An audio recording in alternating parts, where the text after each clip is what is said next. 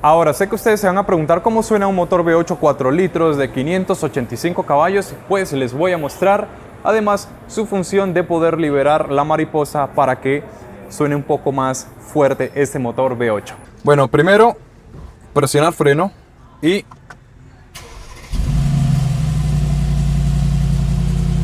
no sé si lo escuchan ahí.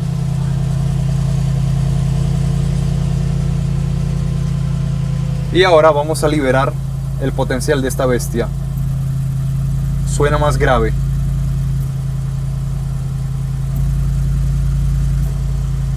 No sé si alcanzan a mirar la diferencia. Para ello voy a poner el celular aquí afuera y con el micrófono del celular voy a grabar el sonido de este vehículo para que ustedes noten la diferencia entre esta configuración y la configuración normal.